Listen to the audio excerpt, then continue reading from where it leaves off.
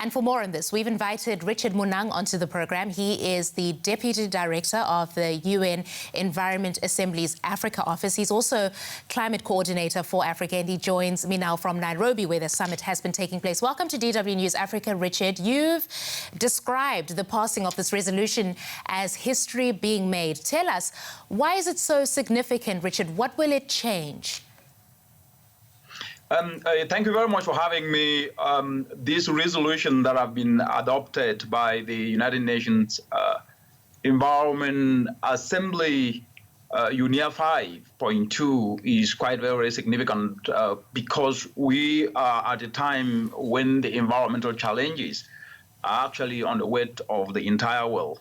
And if you look at plastics, it's not just a menace to the environment, but as we speak today, every year 11 million tons of plastics are actually getting into the oceans and littering and destroying aquatic life and killing up to 100,000 marine animals. This is a huge issue, and this is the first time in the history of the world that actually a multilateral environmental agreement has actually been fostered by member states.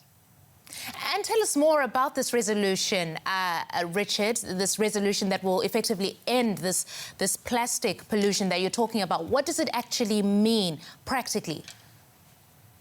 Yeah, what this means is that it paves the way to what is called an intergovernmental negotiating committee, which is going to put in place what is needed, the processes that are needed to actually result into a full treaty that is going to be globally binding. And this will take into considerations how plastic is produced, how plastic is designed, and how it ends up in the economy, not in oceans. And this is something that actually will result to creating jobs. Because I'm speaking today, only 10% of plastics globally are actually recycled. That means 90% are not, and these also present opportunities. So what's going to happen between now and 2024 is that the Intergovernmental Negotiating Committee will be set up, and then the treaty will finally come into force by 2024, just 2 years from today. And this is a very important opportunity for the world to actually address this critical environmental challenge. Yeah, and in the event that it does come into force, as you're saying, this treaty, what would it mean for our daily lives? What it will mean for our daily lives will be jobs, especially for our young people.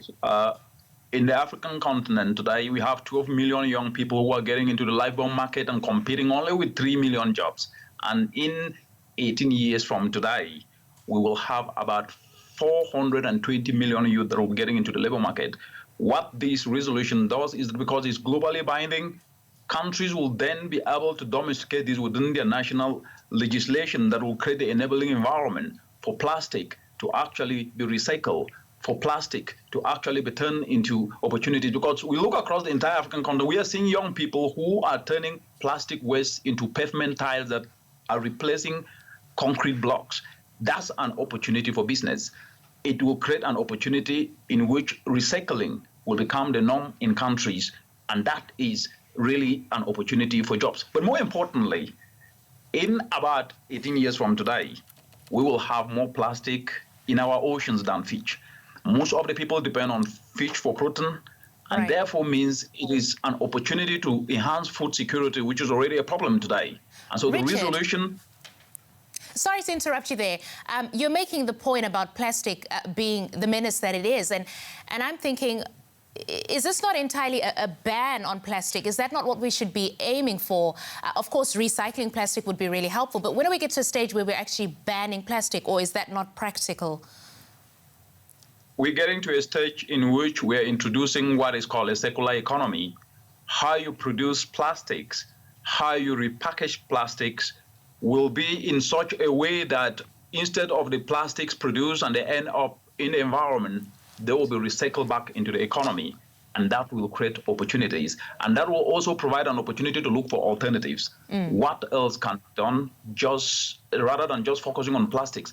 Can we look at other alternatives in which opportunities can be created? And this, if we look at this, we are seeing young people who are using already water hyacinths. If you look at Lake Victoria in East Africa here, that water hyacinth that grows there, that grass is actually being used to turn into bags. Right.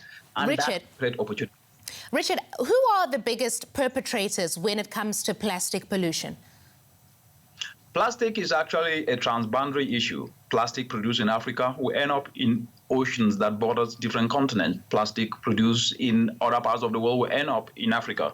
So if you look at it globally, there are 242 million tons of plastic that is being produced. Africa only contributes about 13% of these, because Africa produces roughly about over 60 million tons.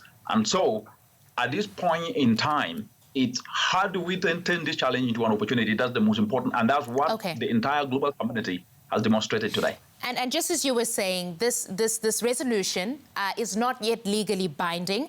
A process has to happen for that to happen. Do you anticipate that it's going to be easy to get that through? The 193 countries agreeing on that resolution to create the Intergovernmental Negotiating Committee to pave the way for a treaty is already a very wonderful, powerful step forward. And therefore, because they recognize this, definitely the treaty will be realized, because the process to kickstart it and to move towards that treaty is already on the way. All right, and thank you very much to Richard Munang, Deputy Director of the UN Environment Assembly's Africa Office. He's also Climate Coordinator for Africa. Congratulations, Richard, and thanks so much for coming on to fill us in on this historic development.